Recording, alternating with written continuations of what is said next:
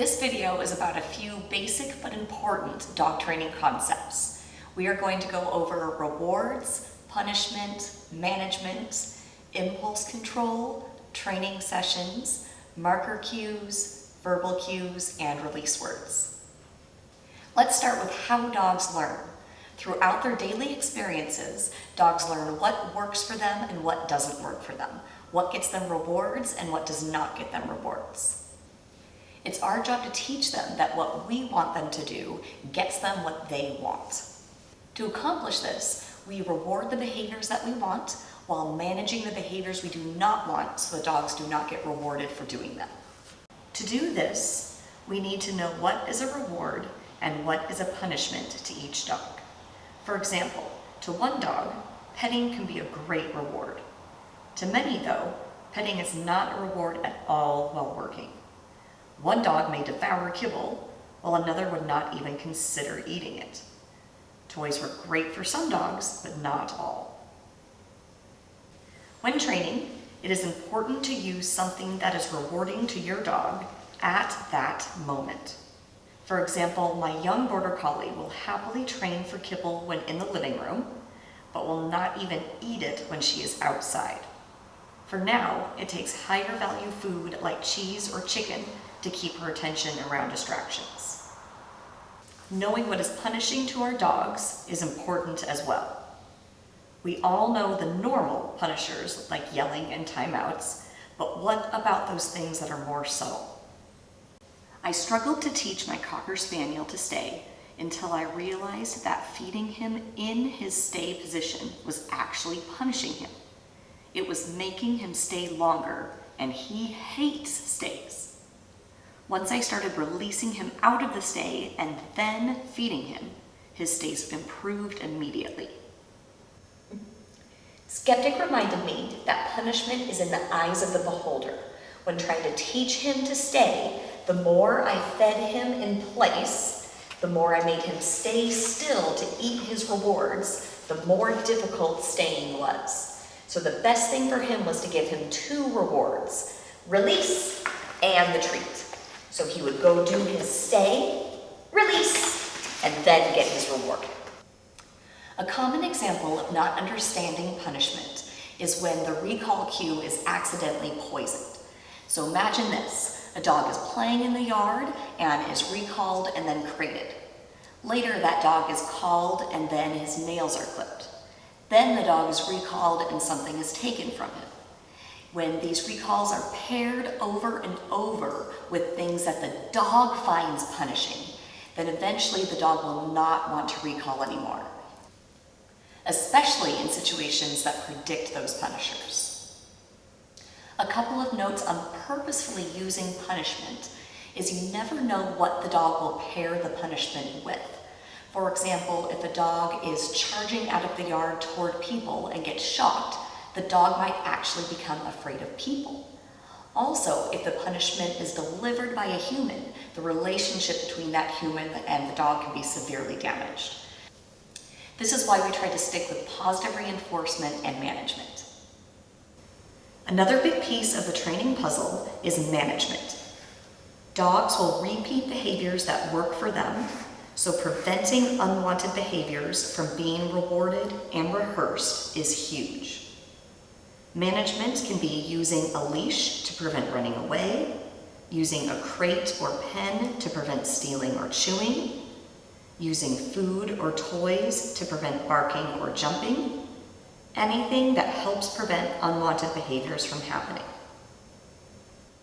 Once you understand what is rewarding to your dog, what is punishing to your dog, and how to use management, you can train your dog much more effectively. Let's look at a couple of common training issues. For each situation, evaluate what you do want your dog to do so you know what behaviors you want to reward, and decide upon which management techniques you're going to use to help training go faster. If the problem is not recalling in from the yard, I will heavily reward recalls that do happen. I will set up training exercises to help the recall, and I will keep the dog on a long line if necessary to prevent recalls from being ignored. To prevent punishing the dog by always bringing them inside, I will also do many repetitions of calling the dog, giving them a treat, and then releasing them to go play some more.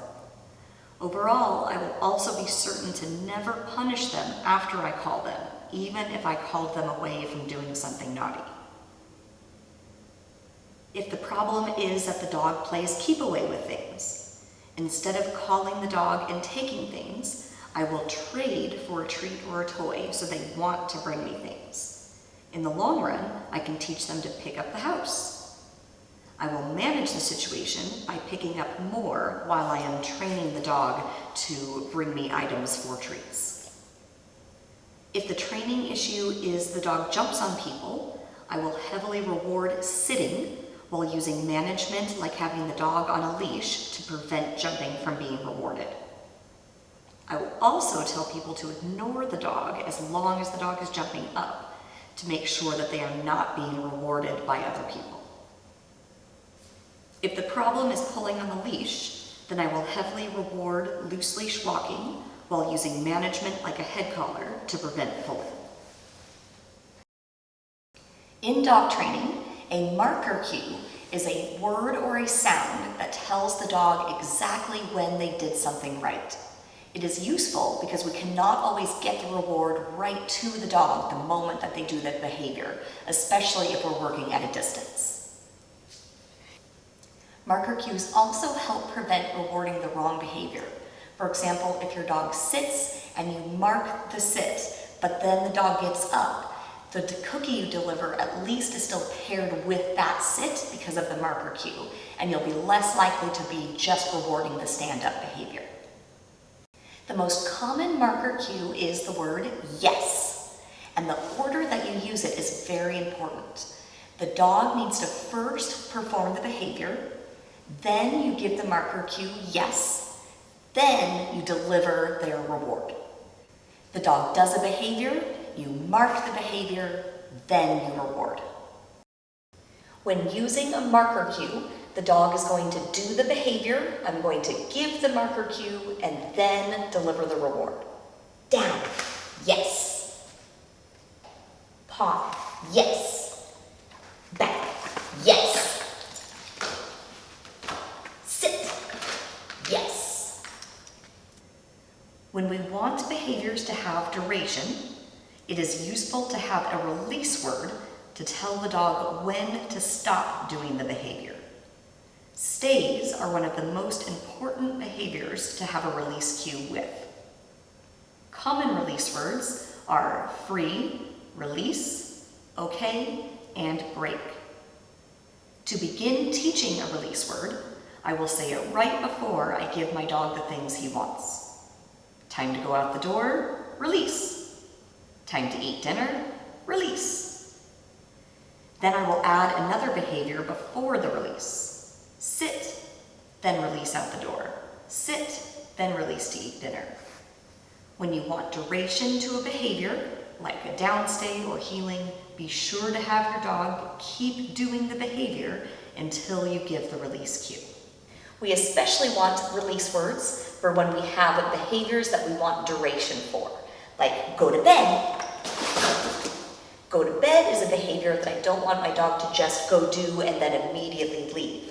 I want him to go there and remain there until he hears his release word. Release. Good boy, Hobbs, good boy. Verbal cues. Dogs are not naturally good at learning verbal cues, so it's very important to know when and how to add them in. The first rule is to only add the verbal cue when you know for sure that the behavior will happen.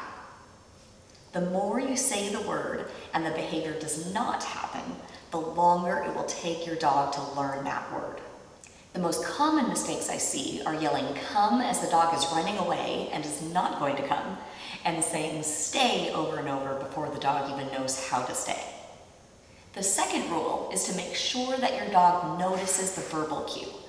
The more you move when you give the cue, the more your dog will notice the motion and not the word. So to begin adding a verbal cue, make sure to hold still when giving the word and to make sure you have your dog's focus. After you have given the verbal cue, then you can follow through with a prompt or a hand signal if your dog needs it. Impulse control.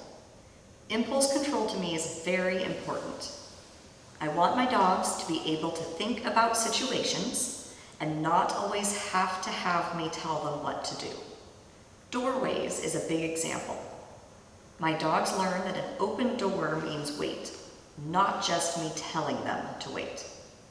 They also learn that food falling to the floor means wait. I do not have to tell them to leave it.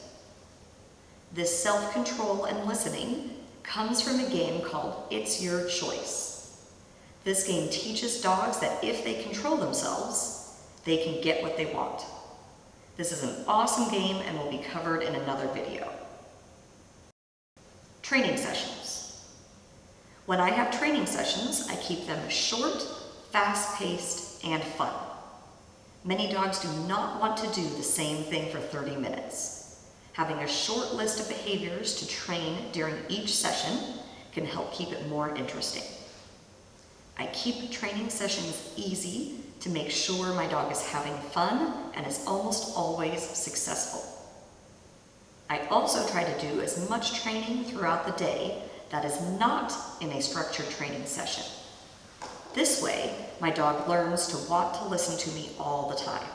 They never know when a treat will arrive for good behavior.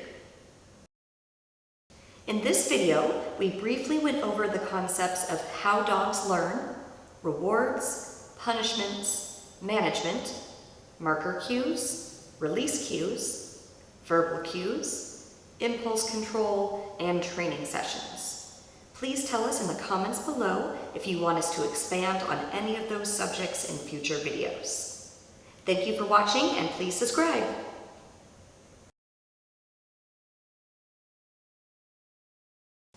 A common example of not understanding punishers is when the recall cue is accidentally punished. Oh, that's not the word